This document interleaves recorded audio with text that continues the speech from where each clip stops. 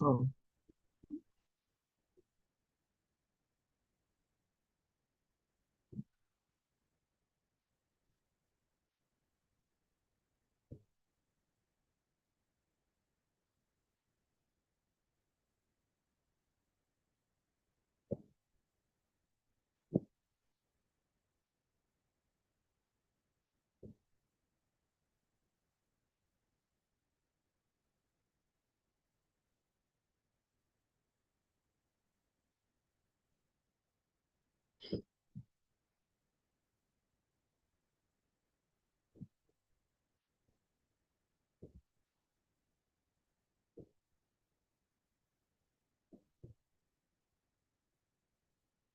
Let me know as soon as you start seeing my screen.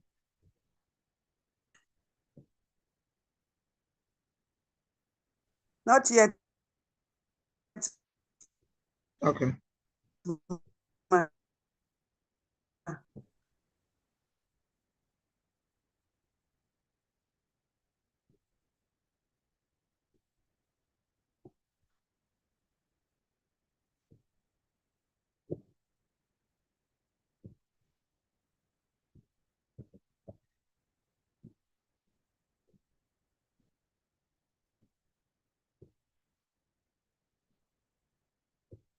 How about now? Can you confirm if you can see my screen, please? I can see. I can see, ma. Okay. Right. So, as it has been shared on the platform, good evening to you both. The topic is supply chain and quality assurance. Supply chain and quality assurance when we are talking procurement. So, at this session, we'll be looking at vendor and supplier management, quality assurance, compliance monitoring also, because we need to look at everything holistically and be sure that we are very, very conversant with most of these things, even if not with all of them. Okay? So tonight, by the grace of God, we'll be dealing with introduction to supply chain and quality assurance, vendor and supply management best practices, quality assurance in supply chain, compliance monitoring, case studies and practical applications. I hope you know that the practical application will therefore include what you are able to do, when you apply what you are being taught in your businesses, because that's where really is going to be useful.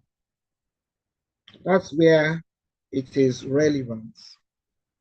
So when we are talking about supply chain and quality assurance, ordinarily, it is normally shortened to SCM. All right, so meet your meet your trainer again. So supply chain management is usually shortened to SCM. We probably want to quickly look at what supply chain management is really, and then the role of procurement in supply chain management, the importance of quality assurance in SCM, and of course, what are even the relationships and the interdependencies of procurement, quality assurance, and compliance. Like I said, supply chain management is normally shortened to SCM. And if you want to put a definition to it, you can just say that is how we manage the flow of goods, services, information, finances, everything we need to do, across the entire supply chain from the start to the finish, like from the raw materials to the end products or even the end customers, where they are going to. Okay. And when you are looking at this chain, we have already talked about the activities, some of these activities. Maybe I should just ask you to remind us of the activities you expect, when you are talking about the entire supply chain in procurement. Please unmute quickly because I don't really have too much of time. I need to be out of here exactly 1 hour after. Is anybody ready to do that? Okay, Please repeat the question again, please. Everything that we need to do in a supply chain procurement or the step-by-step? I'm sure that's Ruth. Yes, that is Ruth. It looks like when you are in the training, you are not here totally with your mind. I'm sure, but I don't really understand what you mean. That's why I asked again, so that I will be able to answer the question. The question is very straightforward. I said SCM, that is, okay, what is SCM? You said SCM is supply chain management. That was what you said. Is it what I said or what it is? What it is supply chain management. Okay. So I said the SCM is the management of the flow of services, goods, information, and even finances across the whole value chain of procurement. And I told you that this is definitely from raw materials, from the purchase and everything, to the end product, and even to the end customers in some cases. So I was going to give you the activities involved. And then I said, okay, can any one of you just tell us, what are these activities in the value chain? Okay, activities in the value chain, if I will try for procurement, let's say, let me use rice. First thing first is when you put in your bidding and when you get the bidding, right? Then you reach out to your supplier and you sign the contract with them. Then they pay the upfront payment. That is what have been written in your bidding. If it's 70%, 50%, or 90%, depending on the agreement, then when they pay, then you send in the goods to them. When they receive the goods, then they balance up, and that is the end of the procurement. Okay, you missed out the very first thing, which actually I have in mind to send on the platform tonight. Some of the sources of procurement bids. You need to source for the bids, because bids don't just fly on your laps. Sourcing, what you have told us now is actually the activities in the procurement value chain. But what I actually want is the activities in the SCM, that is the supply chain management. Okay, so don't let us dwell too much on that. You have tried, at least you've given us the activities up to procurement. But that is where you have ended those ones, is where the activities of the SCM starts. Sourcing and procurement. That's the first thing, because you really need to have the procurements before you start managing the flow of goods, services, information, finances, and all of that. So when you are looking at the activities involved in supply chain management, we are talking about sourcing and procurement. You are now thinking production planning. For what you want to procure, how do you plan the production? Then you look at the inventory management. All that you need, how do you manage the inventory? When do they come in? When do they go out? Logistics and distribution. And then you look at the customer service. These are the activities that are involved in your SCM, that is supply chain management. Because at the end of it all, what you want to gain by doing this, by managing the supply chain, is for you to have great efficiency. You want to optimize your efficiency. You want your company to be very efficient in doing this that you want to do. Then you want to reduce costs. We are going to see some examples as we go on. You optimize your efficiency, you reduce costs. You also ensure timely delivery. And all of this will definitely enhance your customer satisfaction.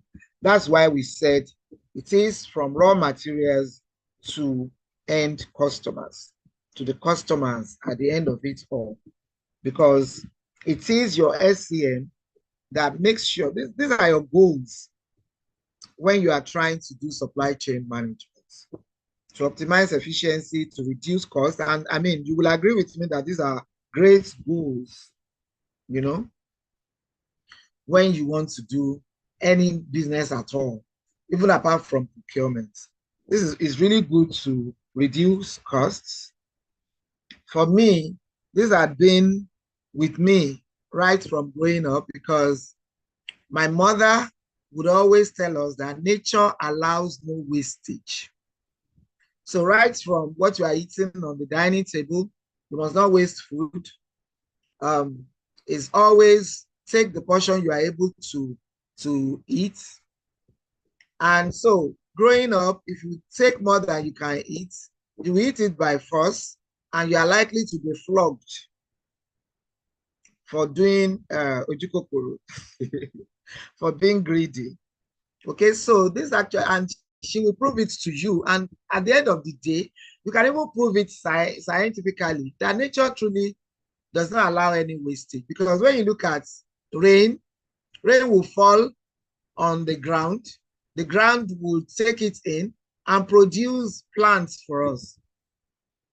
When the plants come out, evaporation will take place, the vapor will go up again and come down back as rain. Nothing is lost. She will explain it to us that way. We thought she was being cruel, but at the end of the day, it's the truth. Even from what the plants bring out, the plants will bring out the oxygen, O2. The oxygen is what human beings take in, and then we bring out CO2. It is the CO2, carbon dioxide, that these plants will take in to use in their photosynthesis. So you can see that nature actually allows no wastage. I'm telling stories so that you won't forget what I'm teaching you, because it is imperative that you save costs. No matter what anybody is saying, if you are in tailoring, if you're in the tailoring industry and you are keeping your thread, even the used ones, the half-used threads, and you are saying keep them back in the store until you need that color, you are doing the right thing. Because at the end of the day, everything will tell on your costs if you waste anything. And supply chain management speaks very much into this. You optimize efficiency, you reduce your costs. You will definitely optimize efficiency because you are planning your production. It's not that people will just come to your business and when they get there is when they start doing what they like. No. Before they even leave, before they leave for today, they should already know what they will do tomorrow. That's planning. And this comes after you have sourced your procurement. You've sourced the procurement, and then you are now planning. You already got the bid, inventory management, logistics and distribution. How will you distribute?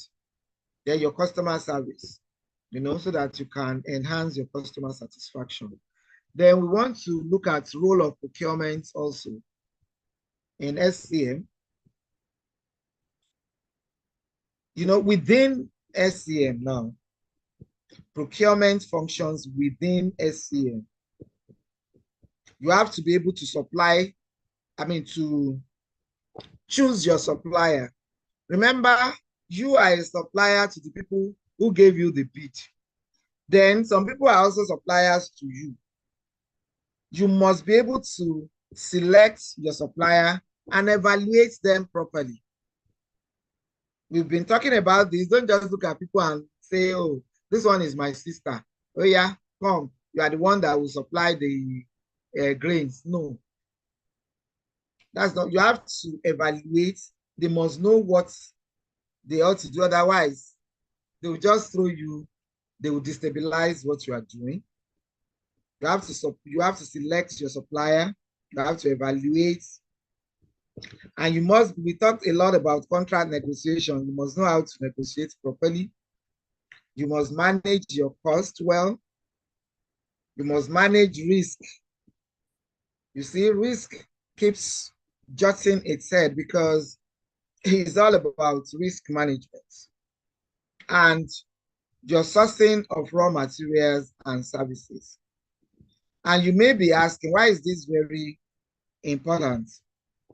It is because it is actually procurement that ensures that the right materials are available at the right time. And they are also the good quality you need for your customer. They are supplied at the right time and even at the right cost. Let me not forget. So this is actually like the backbone of a successful supply chain, not just any supply chain. So the way you procure within the SCM is also very important. Then we want to look also at importance of quality assurance in SCM. You see, quality assurance is what really ensures consistency, because you have to look holistically at the materials, the components, the services being rendered. It is your quality assurance that will ensure that there is consistency and reliability, in your materials, the components you're going to use and everything. So you are not using defective products. Your products must not be defective by the time they are reaching your customers, because you are doing quality assurance within your SCM. Okay? Your supply chain management, you must do your QA there so that no defective materials or products will reach your customers. This also builds supplier accountability, because when you are doing your quality assurance, you do audits, you do inspections. This is how you get good quality assurance came out on anything. Okay? And when you have good quality assurance, then it will impact your supply chain management positively, because you won't have delays. Even if you have at all, there will be few. You won't have delays, and your products won't be returned. And it's not only products that can be returned, even services. Sometimes, I'm also into cleaning. Sometimes some people will finish cleaning a place and they will be called back. You can imagine the cost of being called back to come and re-clean a place you have cleaned once. Number one, you will have to carry your staff there we use the materials you didn't want to use. Maybe you try as much as possible to shortchange your client. You will still use a whole lot of money, and your integrity will be lost. But if the quality assurance had been done properly, okay. Why is Coca in the waiting room again?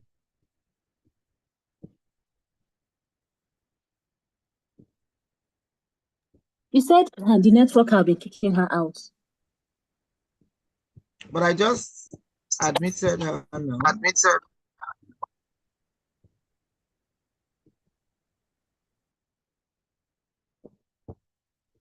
Okay, sorry about that. Network is just terrible. Sorry. It is well. We can't even put on video. Otherwise, network will throw everybody out right now. Okay, so when you have good quality assurance, I was saying that you will have fewer delays and returns. And that is not only in product that you can even have returns. When you give services as well, and I was using cleaning as an example. You thought you had finished cleaning, and then they call you back.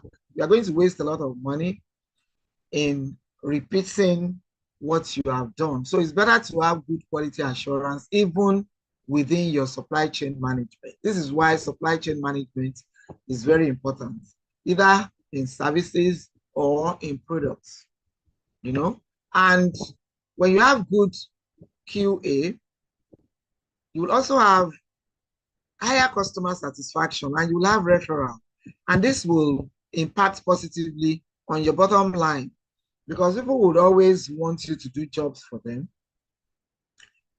improved efficiency, and you will be doing this, you'll be doing all that you are doing at lower costs. At lower cost. I think she's out again.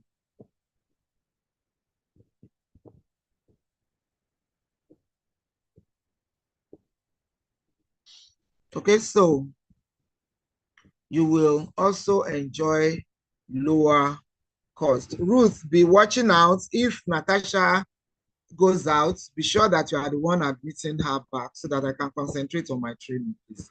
That's why you are a co-host. I hope you know how to do that. Just admit. That's all. Yes. All right. So we want to look at the relationship, relationship and how they are all interdependent. The relationship and interdependency of procurement, quality assurance, and compliance. Because all of these things that we are doing is also so that we can be compliant. You are not compliant if you are supplying substandard goods or substandard quality, services. It shows that something is really wrong somewhere. So procurement, the function of procurement in SCM is that you select and manage suppliers, control cost and the availability of what you want to procure. Then the quality assurance, I'm just trying to summarize all I've been saying. The quality assurance ensures that what is procured meets quality standard. That is, you won't have to be returned, you won't have to be told to go back and make it good and stuff like that. And then compliance ensures that all procurement and quality activities follow legal, ethical, and regulatory requirements, just as we have been talking about compliance, certifications, and all of that. So that is its own function in SCM. Okay, they are interrelated because they all work towards the same goal of making sure that your customers have the best experience. Okay, when you do poor procurement, it definitely affects quality and compliance.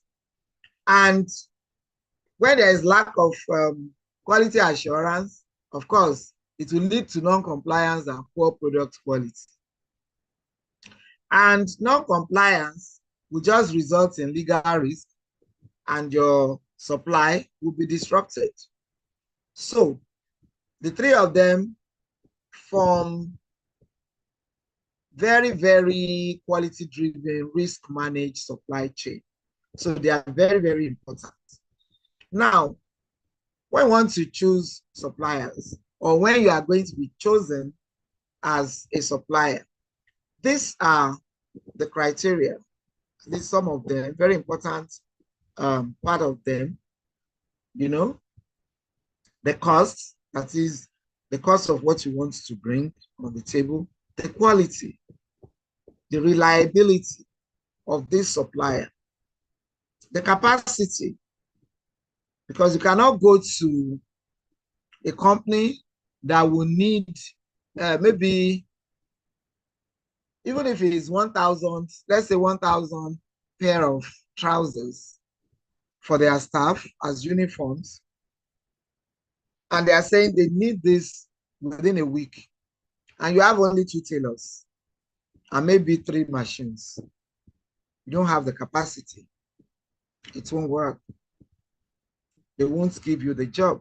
So when anybody is trying to select a supplier, they look at cost, they look at quality, the reliability, the capacity, the reputation. This is why they will always ask you to bring the proof that you've ever done anything before.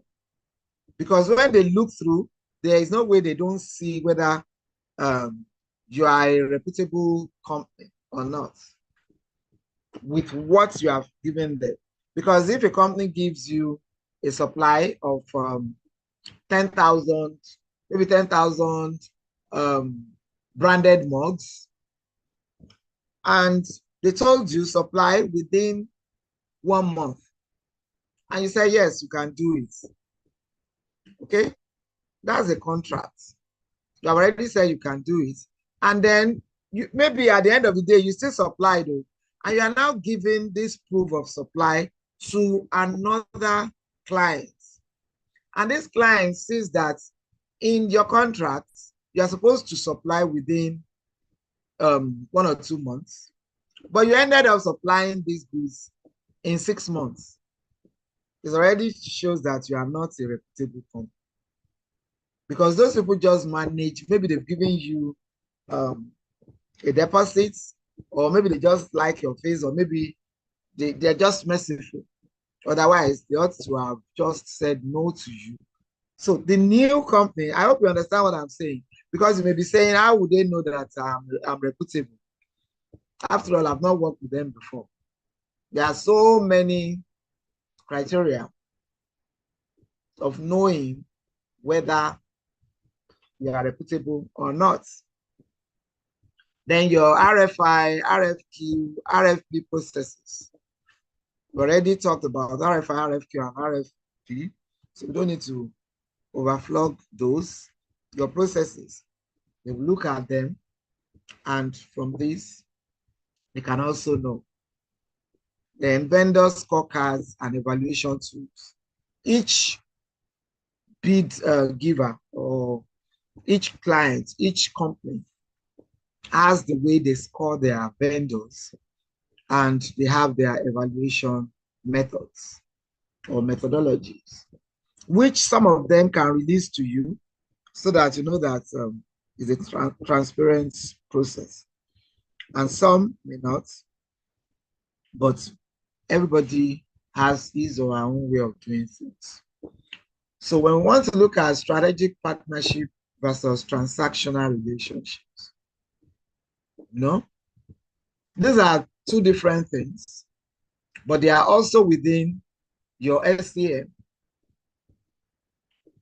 When you are thinking strategic, when you want to look at strategic partnership, then you are focusing your attention on the long-term collaboration. And if you are going to do this, there must be trust. There must be trust. And like I said in passing the other time, when I told you that two cannot work together except they're in agreement, you must have shared goals. Shared goals. You must be thinking towards the same point.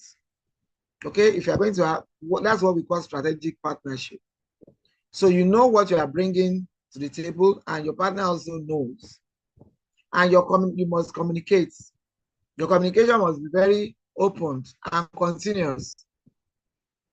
Everybody in the partnership must know exactly what is happening. It can be flexible, but at least. Like if you want to do joint venture, for instance, and you want to develop a product, everything must be very open and you must continue to communicate. So when you are looking at strategic partnership as against transactional relationships, the strategic partnership will lead to better and quality, most of the time very reliable, because it's a long-term thing, it's a long-term collaboration. So it leads to better quality, innovation, reliability, whereas transactional relationships is just for quick cost-saving partnership. You know, this can carry higher risk, but it's quick. It's just transactional. It's quick. It's cost-saving, but it may be riskier, so to say. Okay. And when you are doing anything, it is also very important to SCM that you have effective communication and collaboration. Your communication must be continuous. It must be open, you know, it must be effective. I hope you know that there are some communications that are not effective. When you are trying to do SCM or you are in a partnership with anybody, your communication must be effective, you know. So every stakeholder must be in alignment. And you must always make sure that you avoid misunderstandings. Because when all of this happen anyway, it's going to build a lot of trust and credibility for you, you know, in the sight of your clients. And your company will just keep improving. Your collaboration must be an effective one in terms of communication. So when we are talking about effective communication and collaboration and all of that, you must follow the best practices. You must follow the best practices. We talked about this during the last session. Your documentation must be very clear. They must be specific, and you must have your contracts. Very clear documentation. And you must have regular updates and meetings. If you can, and you should be able to, you should use technology, you know, so that you have everything fixed and well positioned. These are best practices in SCM when we are talking about communication and collaboration. You must also make sure that you review. You look at nothing is actually cast in stone. You can always measure your performance in terms of your cost, quality, delivery, and then you look at it again and again, you review, you collect your feedback, and then you improve. And when you do regular reviews, actually, it also encourages accountability and it makes due for innovation. You can use KPIs, just key performance indicators, to do all of this. And you can decide to use quarterly business reviews. A whole lot of, well, you can use scorecards, you know, We mentioned scorecards the other time as well. I hope you are following. Are you following? Yes, Maria. Okay. Natasha, are you following?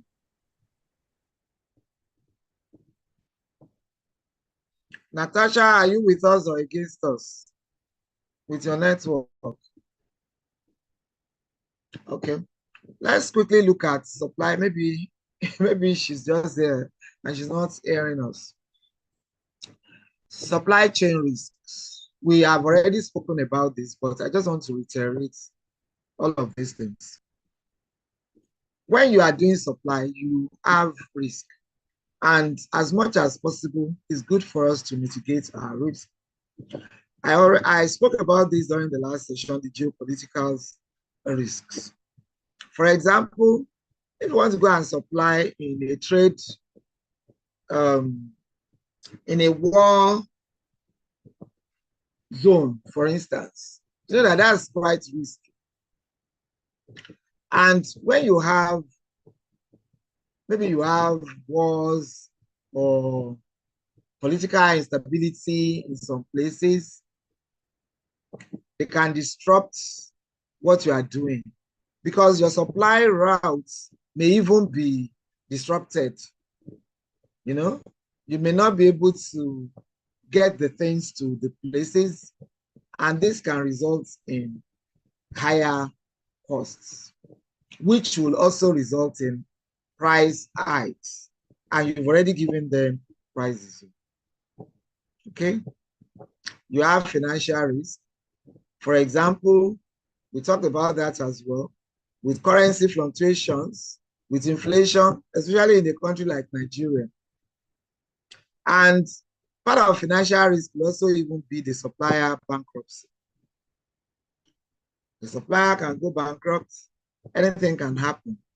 This will definitely impact negatively on your budgets. And then you may also have unpaid money, and there could be delivery failures. These are all risks. These are all supply chain risks.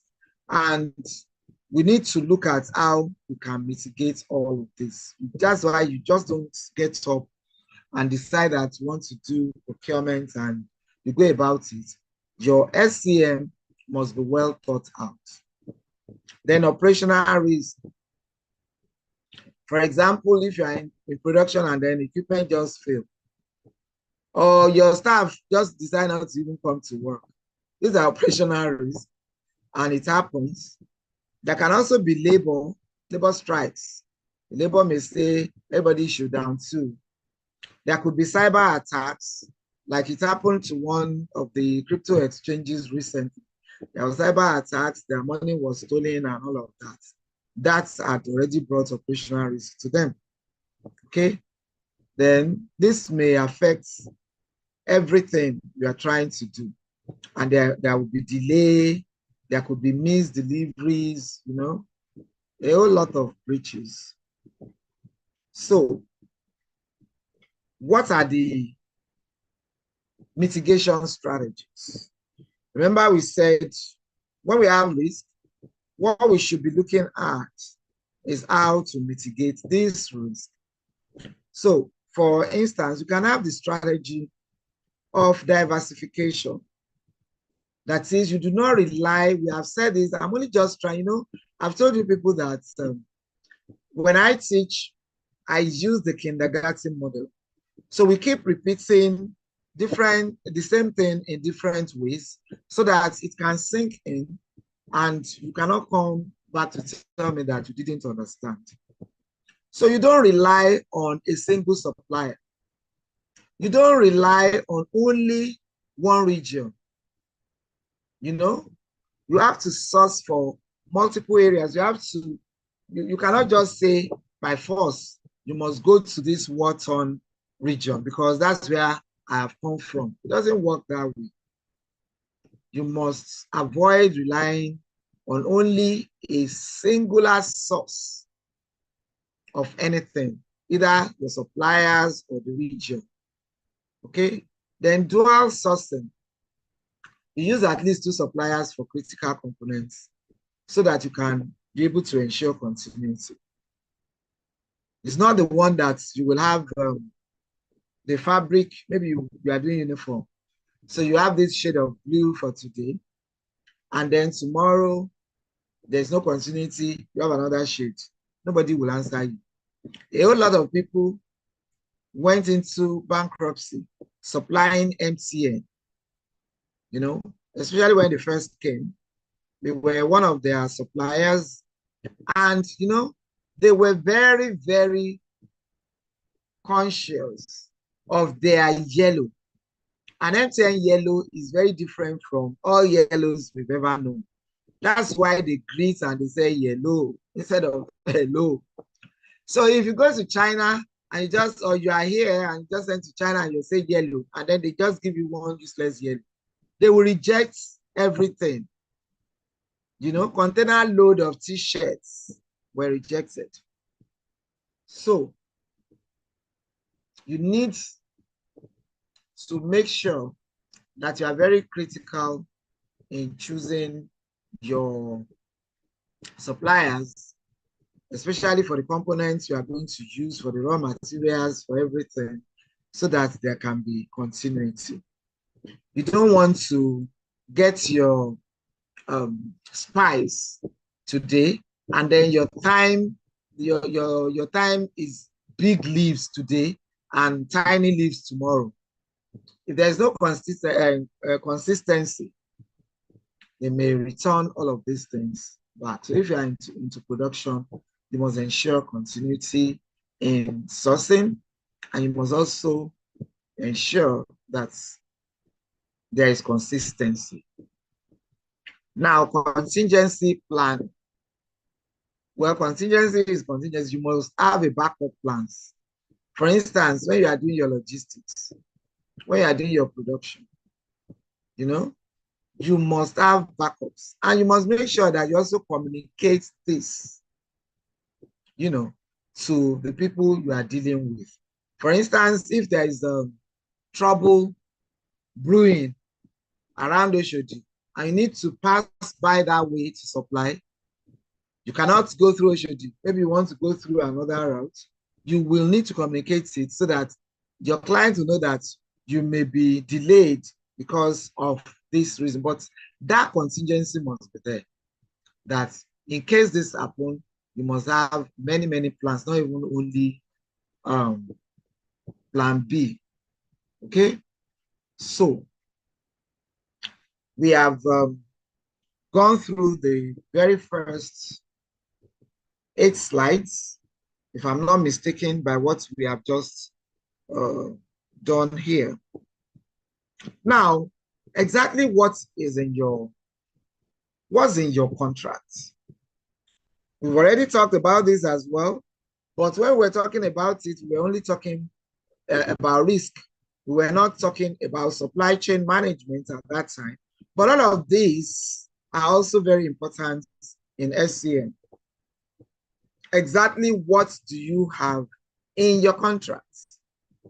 What do you have in your contract? There must be quality standards. Either you are the one giving it to somebody or somebody is giving to you. The standard must be mentioned so that you are not supplying and they are saying this is not the standard, this is not the quality we said we want. It must be specified. The delivery timelines must be there. The penalties for non-compliance, even if you are giving this job to your own son or your daughter, the penalties for non-compliance must be there. Everything must be there. Okay? And you have to use what is called service level agreements, SLAs. You can go and Google SLAs to know the components of SLAs. Everything must be there. How this will be done, what should happen when this happens, who is doing what, which one are we doing, which one are you doing. Everything is always specified in SLAs. Then performance indicators and dispute resolution. So how are we going to be sure that performance are taking place? It will be specified in your contract. And then dispute resolution. Are we going to drag each other to the courts, or we'll go to arbitration, or we can sit down and talk about it? All of this must really be specified in your contract. Now, what are the differences? The differences between quality assurance and quality control. At least we use all of them. I mean, we use both of them, yeah? We use both of them. And we're always kind of interchanging them. And sometimes we carry one and give to the other. Who can try? What's the difference between quality assurance and quality control?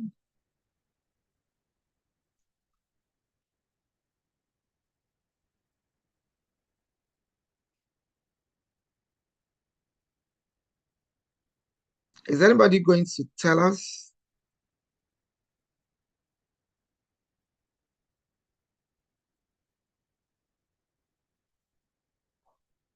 Hmm? You're not even going to try. Okay, let me try. I don't know if I'll get it. Okay.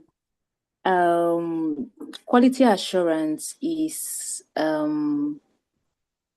way of preventing defects, like bad product, like preventing a product from like producing a bad product, right? Like you go through the normal process, you go through the training, everything. Then is quality control is before you send this product out, you take your time to identify if there's a problem with the product before you send it out. Like you're taking your time to control that it's of a good quality. But quality assurance is the step-by-step process that you take to make sure that there's no defects in the product. Exactly. So we can then say that quality assurance is proactive. Okay. When you are talking quality assurance, it's proactive. When you are doing whatever you are doing, you remain focused on ensuring that quality, there's a lot of, you put a lot of quality in the process of making the product so that there won't be a problem. So it's kind of proactive. You are looking forward, and you are saying, this is what I want to do. I need to be very sure that I am producing a good product. So at that stage, what you are trying to do is to prevent defects, by making sure that you have the good process. You process everything properly, you document it properly, and you have good standard. And it is the responsibility of everyone at that stage, because everyone that is involved in the SCA must be sure, to know exactly what they need to do to have a good quality assurance. Whereas, like you rightly said, on the other hand, quality control is where you are now trying to control the quality, as in maybe things that have even gone awry. And you're now looking at how do we now make sure that it's is great, is better, In this case, when you are looking at quality quality control, sorry, I'm being distracted here. NEPA has taken lights. You need to, you'll be looking at the final products or the deliverables, as the case may be.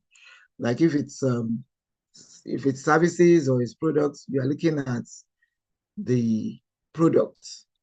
You are looking at inspection, you are testing, you are looking at reviews. This is after. And most of the time, it is not a job of everybody. Usually, you always have people that are quality control people.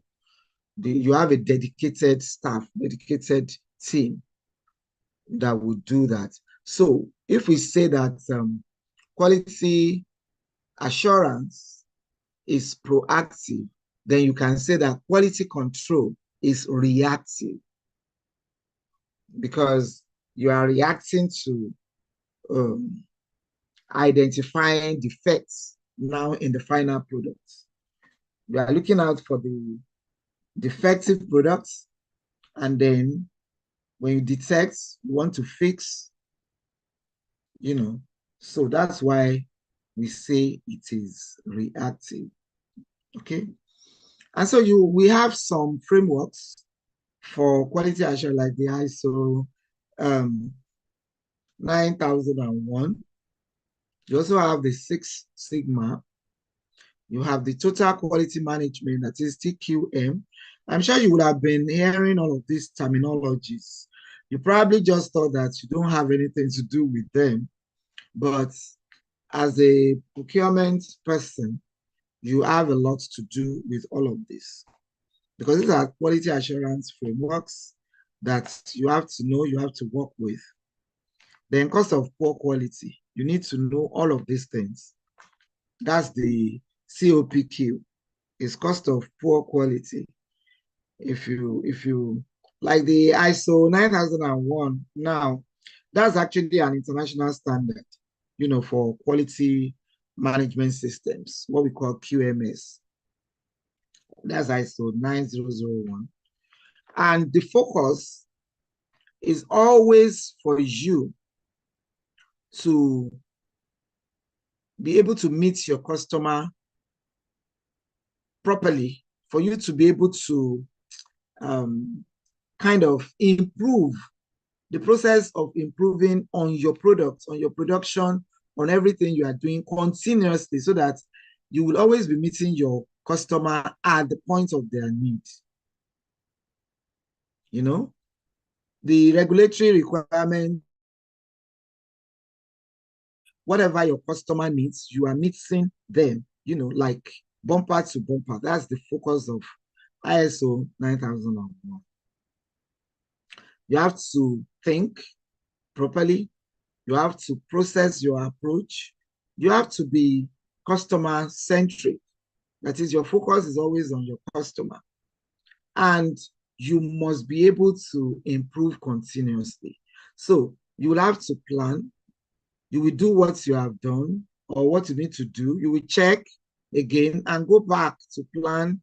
You keep cycling that. You keep going in that cycle.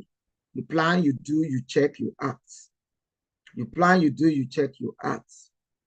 And it really matters, because organizations that are certified under ISO 9001 really demonstrate their commitment to consistent quality.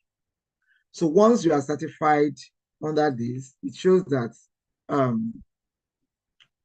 you may not have everything, but at least you should know a lot of things, so that you can choose the ones you really want to have. Now, when we are talking about Six Sigma, is a methodology for eliminating defects. So it also helps you to improve your processes. It helps you. The goal is for you to achieve near perfect performance. Near perfect in whatever you are doing in your supply. There's no way you are using all of these frameworks that you won't have the best. And the whole effort is for you to supply the best. And once you supply the best, you can be sure that you will have jobs. You will have jobs.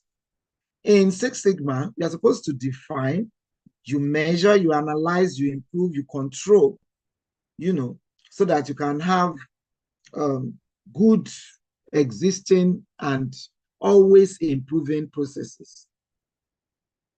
So you define, you measure, you analyze, then you improve, and then you control. That's Six Sigma for you. These are the, then you define again, you measure, you analyze, you design, you verify. You know, so these are, you will need statistical analysis to do this, but then it's worth, having. And most of the time when they want to certify, they give you yellow belt, green belt, black belt. These are the certification levels. So you have yellow belt, um, Six Sigma. You have the green belt, Six Sigma, and then you have the black belt, Six Sigma certification level. And the total quality management, the TQM, this is an approach for a long-term success. When you are measuring your customer satisfaction, this is the approach. It is customer focused. It gives you that satisfaction that you are a customer focused organization. Your employees will be involved. You continually or continuously improve because you keep, collecting your data. What did we do rightly during the last supply that made them to come back?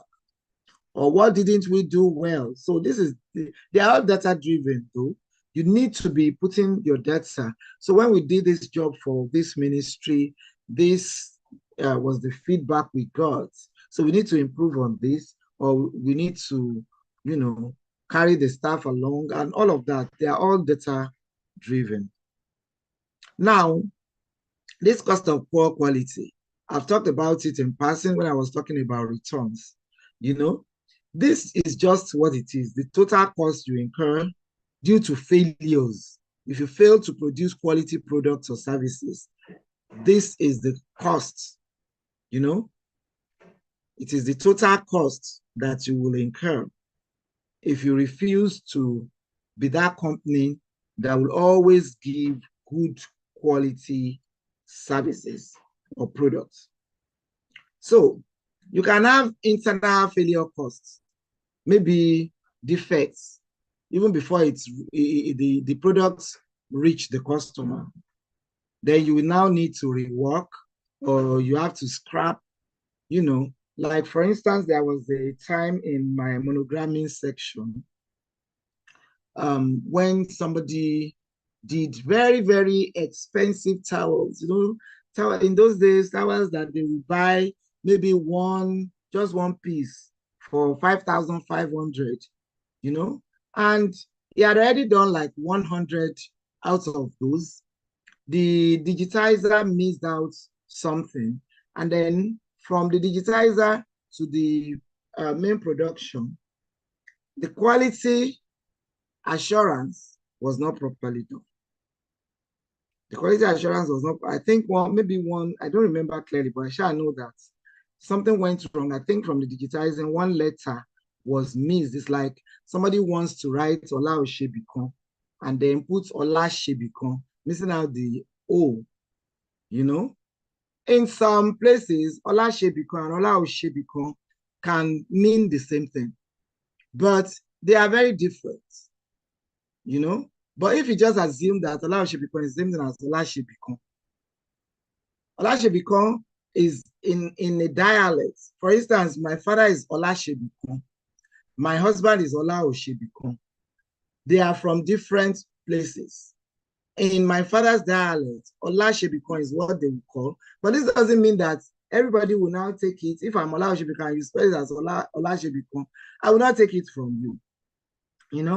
So this is why this COPQ is always resonating with me, because easily you can just, can you imagine 100 towels at 5,500 naira per one? You know how much that is? Okay. That's already over 500,000, 500,000 in those days. These days now, money is still not easy to get back, but I think money is losing value. But I believe that it's easier right now to get money than it used to be. That's my belief. Because one musician that can just get on the stage and just do and before you know it, they will say he has made 100 million. Or one little boy in a corner can just sing the video's song like that, and then the video will say, I will give you 10 million. So I believe that money is easier to make these days, but it has lost a lot of value. But you can imagine now having to pay more than £500,000 for just that singular mishap. So you have to be very, very careful. In that case, that was an internal failure cost. Internal failure cost is where you will categorize that. The cost for defects found even before it's reached the customer.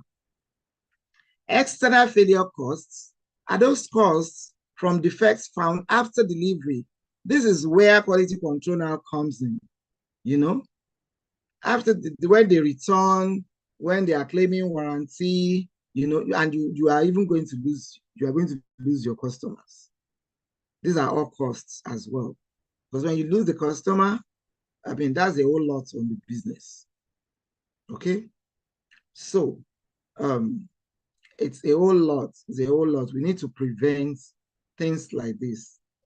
So your goal when you are looking at this under the QA frameworks is for you to reduce, cost of poor quality by improving your processes and preventing defects early. You prevent defects early. Okay? So, who can I've given you one example. That's one real example from my own business years back of who can give an example to break down COPQ, because we really need to dwell a bit on this because it's real. It happens often and we need to get, even with this by making sure that it's properly ingrained in our subconsciousness and we don't make such mistakes. That's why you have to have eagle eyes. It's not good for it to happen at all, but it's still better when it's still within than when it is outside, because definitely you can lose your customers. Who wants to give us a living example? Okay, man, let me try. You spoke about the towel, and let me use I've never done something like that, but let me just do an example.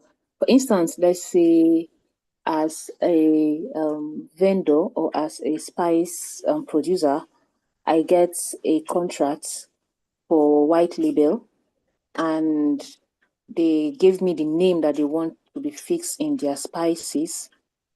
And while giving it to the vendor, while giving it to the person that is doing the label, instead of him to put, The let's say, printer. particular name, the printer, he used, let's say, he missed in a letter.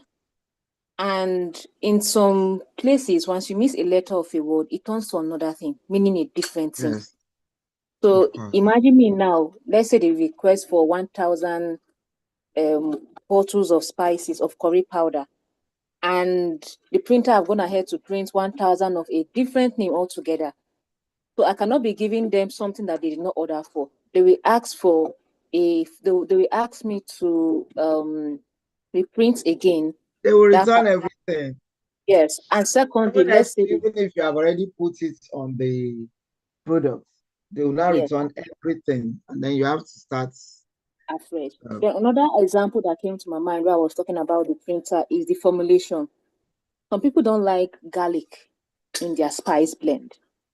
So for instance, they request for a particular spice blend without garlic. So while doing production, let's say how I stepped out and my production team now added garlic to the blend.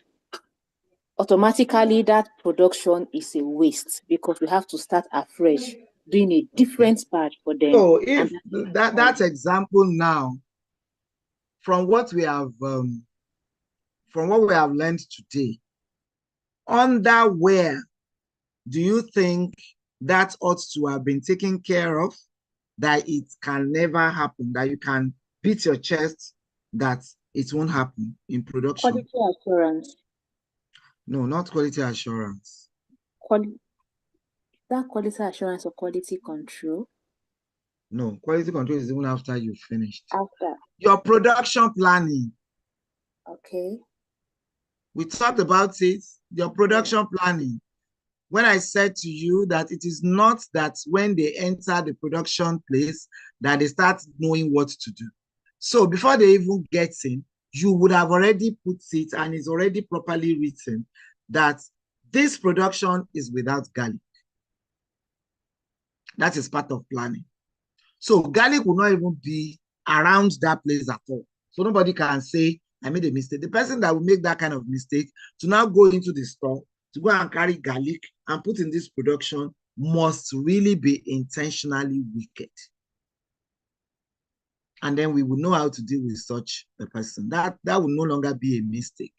So it has to come under your plan. Because this person had already told you that I don't want garlic in my blend. So as a matter of fact, the production machine would be so cleaned off. If you have done garlic blend in that machine before, you will clean it also that there won't be any trace, because you don't even know why this person is saying I don't want. Maybe they react to garlic. Do you understand? So this is why you will always see on some labels, when they have already done mass production, they will put there that this product came from a facility that processes nuts or that processes garlic. Do you understand? So if you know that you are allergic to nuts, and they are saying that it's not that they put it inside, though, but they are telling you that in the same vicinity, we manufacture or we produce nuts. So if you're allergic to nuts, maybe it's the same machine they use. That's a warning. Don't eat it. So during your own product, and for them to even put that, anybody that is careful to put that will have done a whole lot to make sure that nuts is not even appearing in this production at all. It's just so that they can be careful, because you know it's only in Nigeria that people will go to a party, they will eat there, they come back with probably running stomach, and they treat themselves and they forget about it. In a good place, they would recite what happened, what did you eat? Then they go back to who made the food, where was it made, and all of that. And because people don't really want any legal case or legal action, they will try as much as possible to do what they need to do, especially when planning. Incidentally, one of the examples I really was going to also give is in the FMCG space, that is fast-moving consumer goods. You know, when a food product is found to be contaminated after reaching the stores, this is a real test.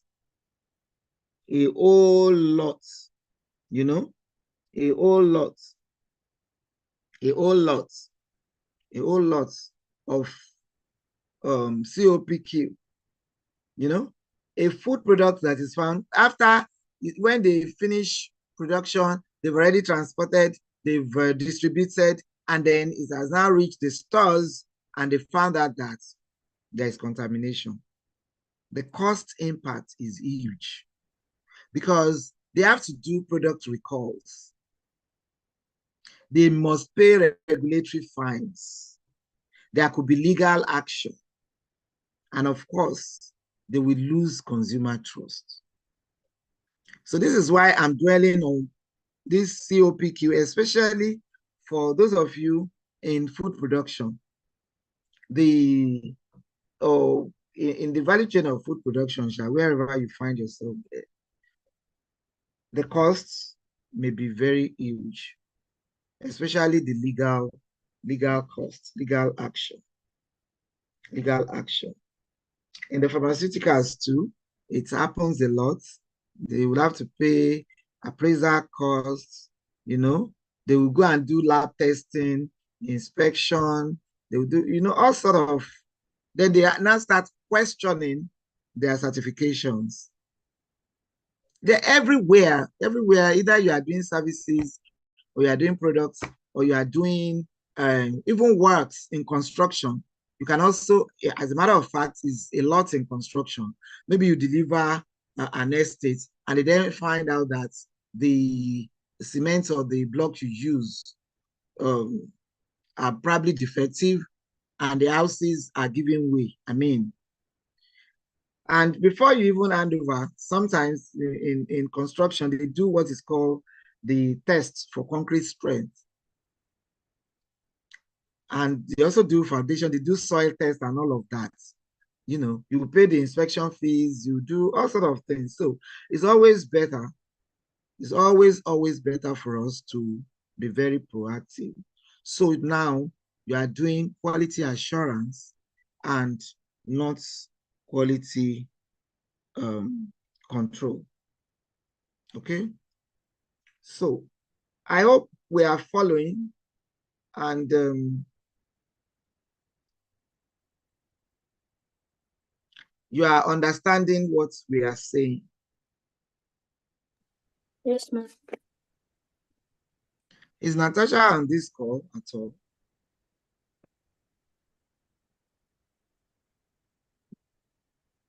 Natasha, is she still here? Let me go Because on WhatsApp and check. no, but her name is on the call. Yes. So why is she not hearing us? Maybe is it that She well, said, because the last thought she said was, I can't hear anything. she should check her audio now. Is the audio on? Ask her that is the audio on. Because I don't want anybody to come back and start asking me questions on what I have thought.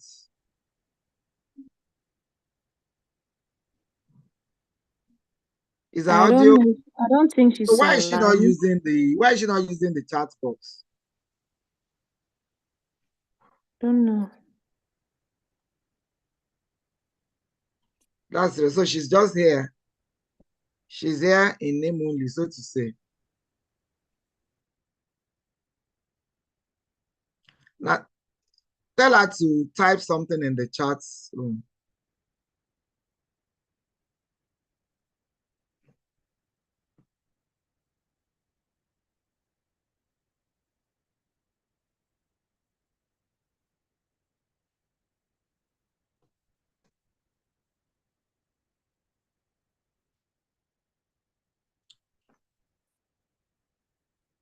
Oh,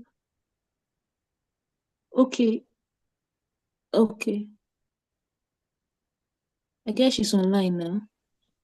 I guess her network is taking her off and on. And so can she hear what I'm saying? Natasha, are you there? Can you hear us? Oh,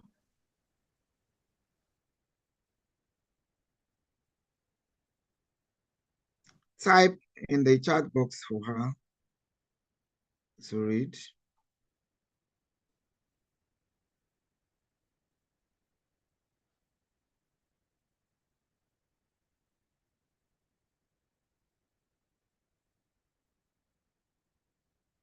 Because all these case studies that we are taking are really very, very important. And it shouldn't be something that we should miss.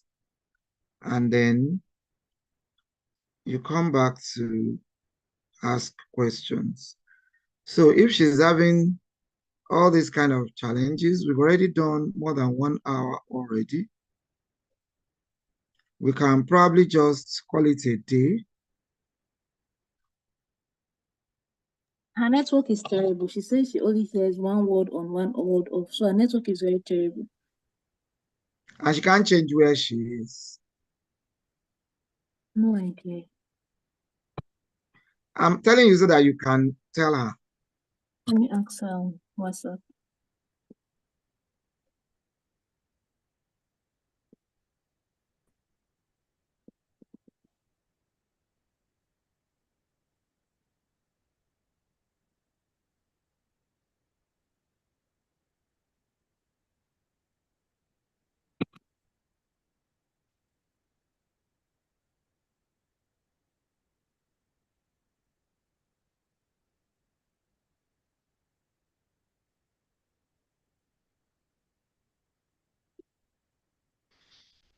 Okay, so well, since the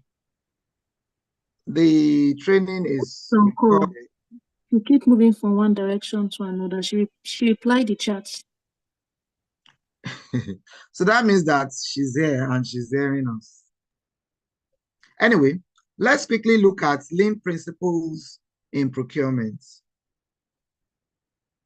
When we are talking about lean application, we are talking about value stream mapping. You identify delay and duplicate approvals in the order process and all of that. You also look at just in time, okay? Lean principles, just as the name lean, L-E-A-N, slim, reduction, reduction in everything that you are doing. It's the fact that you are not wasteful. When your company frequently over orders raw materials, you are going to have very high storage costs, number one, and then you are going to waste your material. So in SCM, you apply lean principles in your procurement.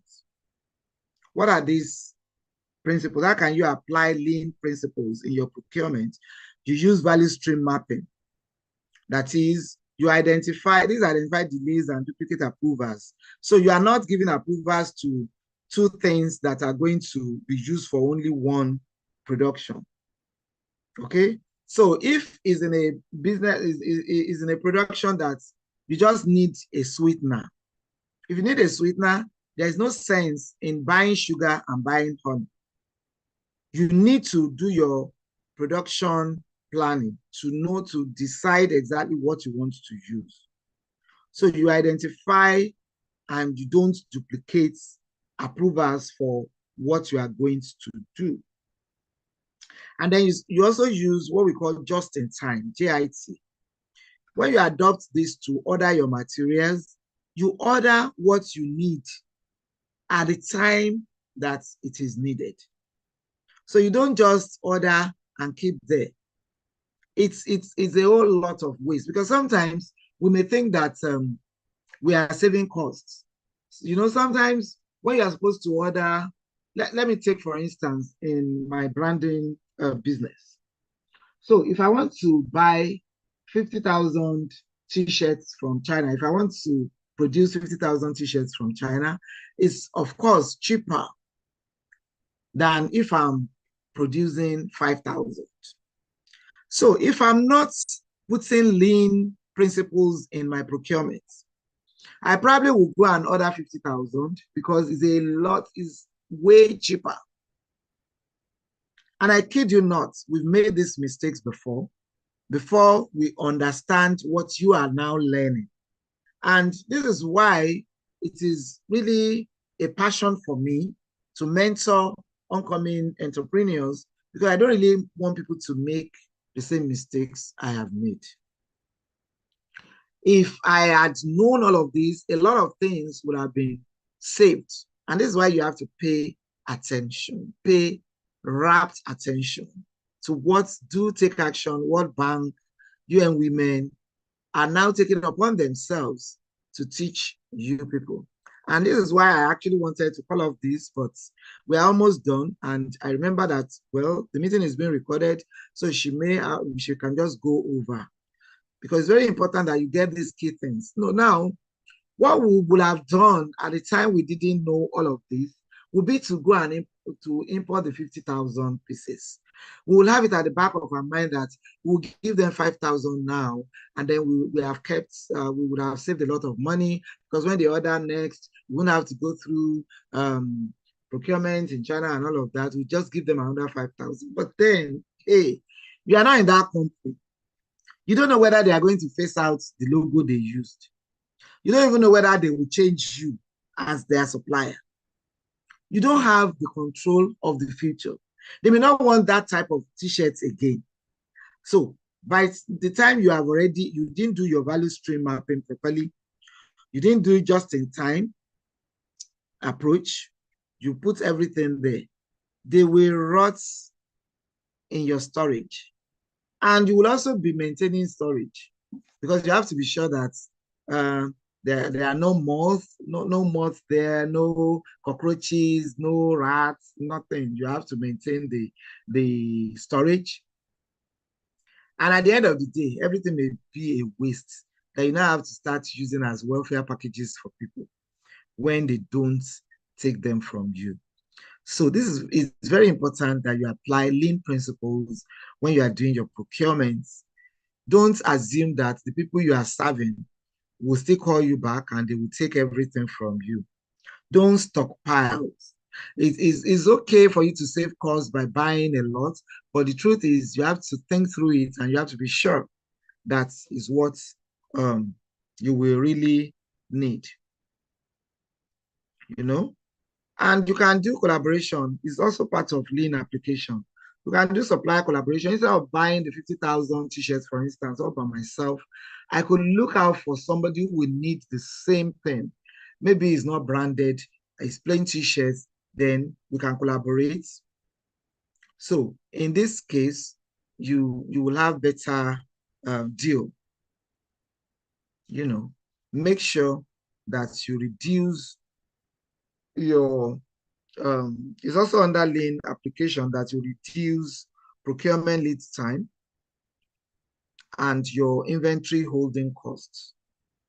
Okay, so root cause analysis tools. You want to get to the roots of the matter, because sometimes when things happen, you need to ask many questions before you get to the roots. That's the meaning of the 5 whys. You may, the standard is that you must ask at least 5 why. Why did it happen?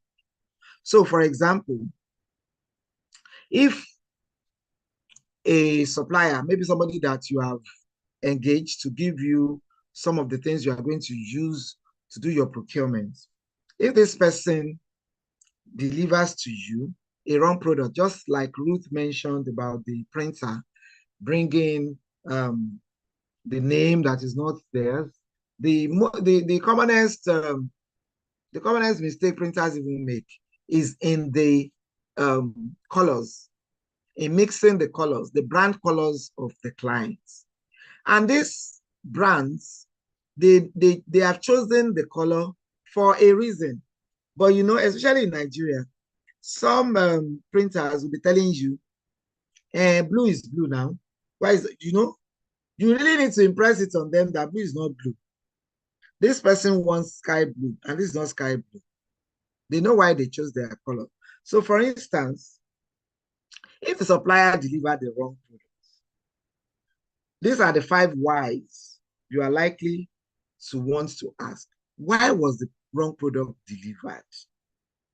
And you must get answers. This is from these answers that you can get to the root of the matter. So that's why they are called root cause analysis tools. The 5 whys is one of them. Lean principles in procurement, root cause analysis tools, the 5 whys. So you want to find out why was the wrong product delivered? Maybe they will say because the wrong item was listed in the purchase order. So the person who did the purchase order made a mistake. Why was the wrong item listed in the purchase order? That's the second why. Because the procurement officer copied the wrong item code. Okay, they are still answering you. Why did they copy the wrong item code? Because the item codes were poorly labeled in the system, or maybe because they are similar. Then why are they poorly labeled? Why are they not separated by something else? Because the product database hasn't been updated or standardized. You know that you are getting to the root cause of the why now. Why hasn't the database been updated? Because there is no routine review process for the database. So now you've asked 5 whys. And at the end of it all, you can still ask more, but the standard is just 5. Now, with this 5, you can get the root cause. Lack of routine database updates and standardization has caused this delivery, wrong delivery. Okay? So these are the ways you can get to deliver value. So you can now get the solution because now you want to implement regular database standardization. Maybe you want to audit your database or whatever, and then you want to look at the codes, you want to, before you even approve any purchase order. There is another one we call fishbone diagram. Okay, the fishbone diagram is like fishbone. That is, you will have the head, you know. Let me see. Okay, it will affect my sharing.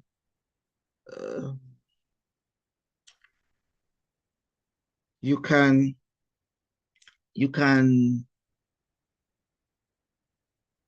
you will have like a fish. You'll have like a fish.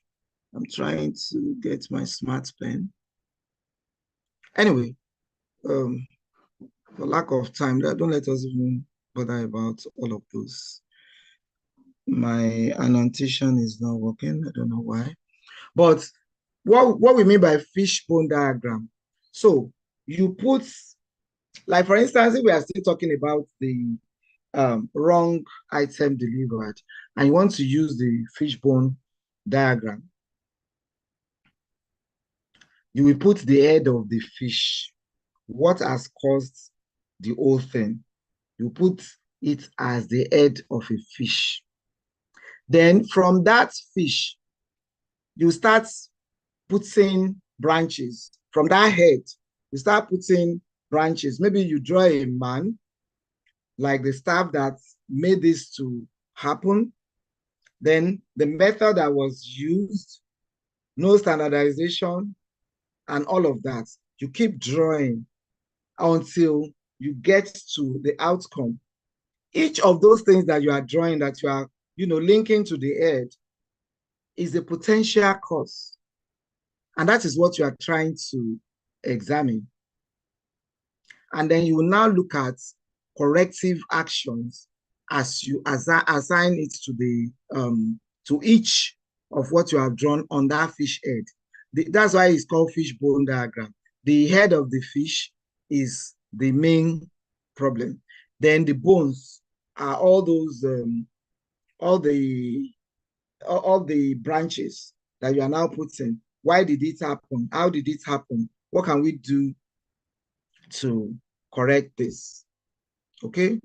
Then you also have what we call corrective action and preventive action, CAPA. Corrective action and preventive action, CAPA. So the problem, for instance, let's say a batch of components failed quality inspection because maybe like in a car production place, they didn't coat the car properly. Before you can correct anything, you have to know the root cause. Why did that happen? Maybe they want to say the painter or whoever skipped the coating step, so the color didn't come out nicely. What will be the action? This is now corrective action, because the deed has already been done. So you want to look at what's the corrective action. You have to first of all retrain your staff. Then you revise your instructions, how things should be done. That is, you look through your production planning again. And you are going to do this with a whole load of things. You have to train them, because if you don't train them, you cannot blame them. Then there must be a verification step. You need to look at, you have to monitor, you look at and verify that what they are doing is actually okay. Now, you can also have prevention without without it being corrective. It can be preventive action. That's why it is CAPA. So in all of this, you can correct and you can prevent. But it's always better for you to prevent than to start, correcting. So maybe you just want to add the checklist of what they should look at before doing production. Like for instance, in the garlic case we are mentioning, you have your list of when they should drop what. If it is curry, you have to put, and then you have to put cabbage in these things, and then you are putting this. If in your directory there isn't any reference to garlic, then there's no garlic in that. You have already prevented anybody making that kind of mistake. So you will have reduced quality issues. You can have as high as over 90 if you follow CAPA, if you follow fishbone diagram, if you continue to ask 5 whys to get to the root of the matter. Next production batches will be almost 100%. Okay, so that is it. That is, I believe that I am done. But let's see. It's really, really now getting hot where I am.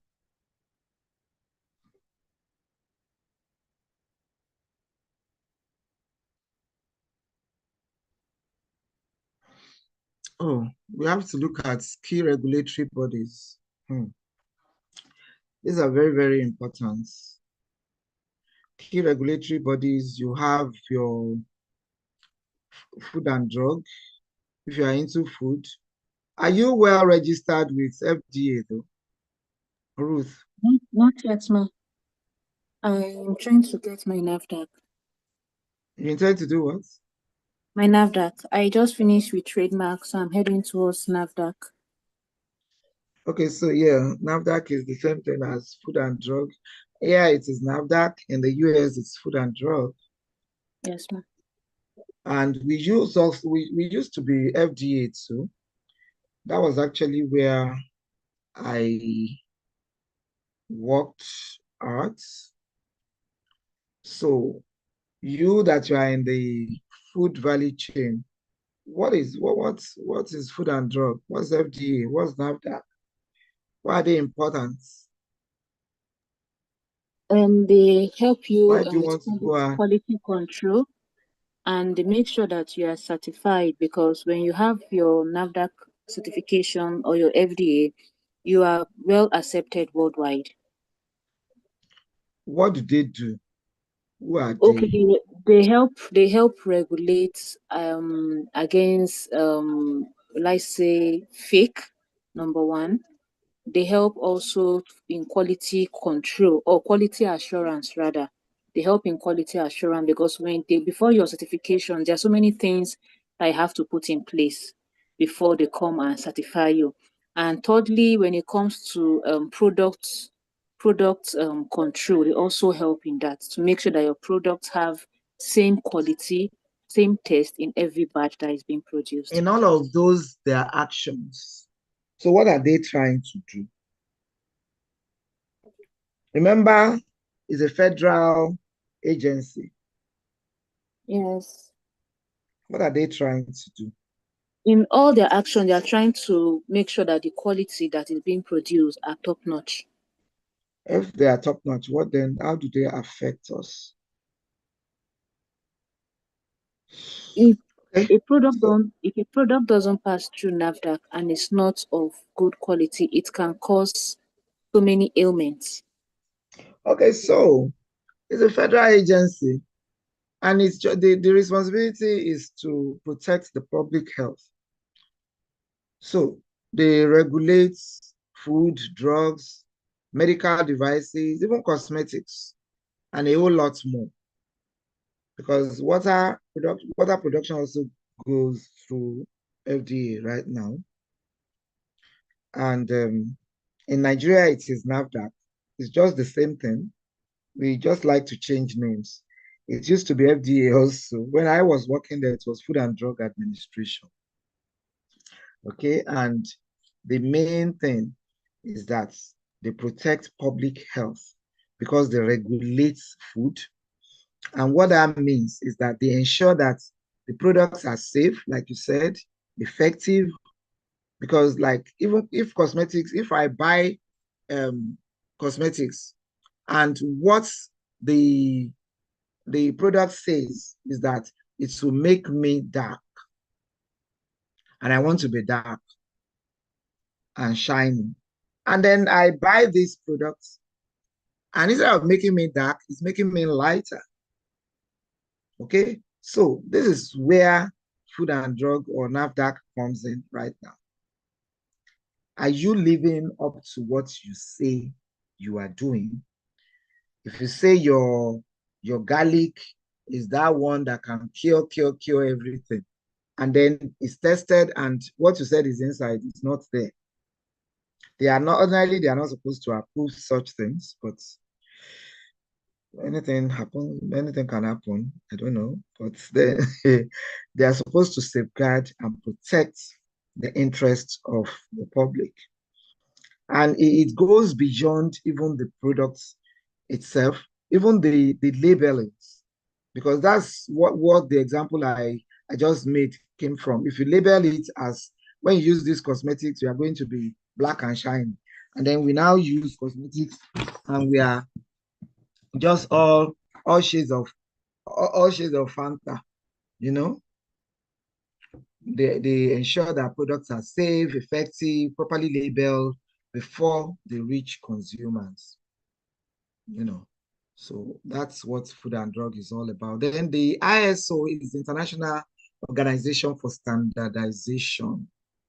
You know, it's also a global organization. It develops and publishes international standards for various industries, not only food. Then when you look at the ROHS, that is restriction of hazardous substances and REACH, you know, this um,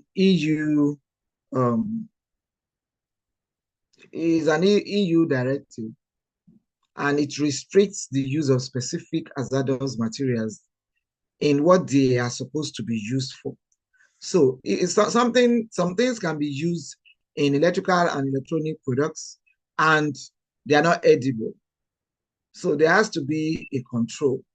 So it ensures that the products are safer for the environment, you know, like batteries, for instance. You can't just dispose of your battery anyhow because of the lead, you know. Sometimes lead, mercury, and all these hazardous substances. So the restriction of hazardous substances deals with this. And then the registration, evaluation, authorization, and restriction of chemicals. This is called REACH. It's also an EU regulatory body. This addresses the production and use of chemical substances. So for human health and environmental control, you know, ethical and environmental compliance. You need to adhere to ethical and environmental compliance, and then the um, code, the supply code of conduct. I mean, the supplier, rather, sorry. Supplier code of conduct is normally a formal document. This one outlines the expectations, you know, expectations of the company for ethical, legal, and environmental behavior from the suppliers. Your labor rights, how you treat your your staff, all of these code of conducts must be in place because some people will want to even come and see where you work. You want to see what you have in store for your staff, your labor rights, the safety, your workplace safety, environmental practices, Do you even do CSR at all?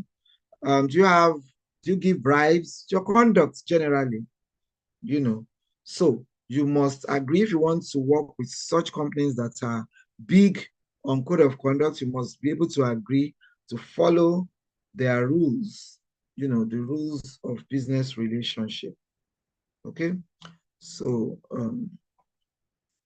all these are very, very important when we are looking at the value chain. Important takeaways: strong supplier management ensures supply chain efficiency. Okay, this is very important because if you have a very strong supply management, then you will have great supply chain efficiency. Quality assurance and compliance are essential for sustainable procurement. Continuous improvement and technological drive. You must drive your business because this is a time for technology. You can't even run away from that. And that brings us to the end of the training. If we have questions, let's quickly take those. Any question? Thank you so much, Ma, for the teachings. I really, really appreciate.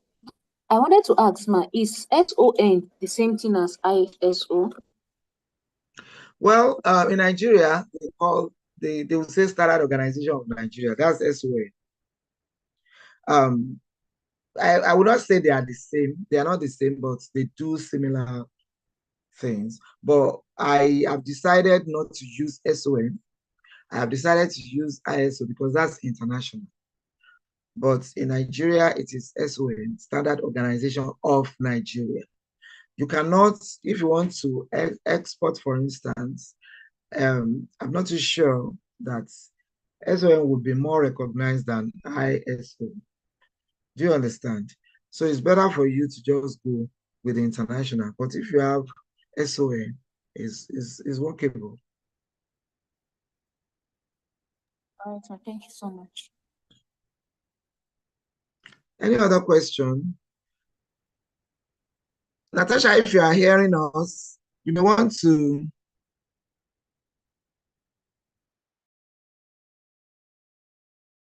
I keep moving from one direction to the other. Okay. You may want to drop your question if you have any. Otherwise, we can call it a day. It's been a long day for me. So we can end the call now. I'll be stopping the sharing.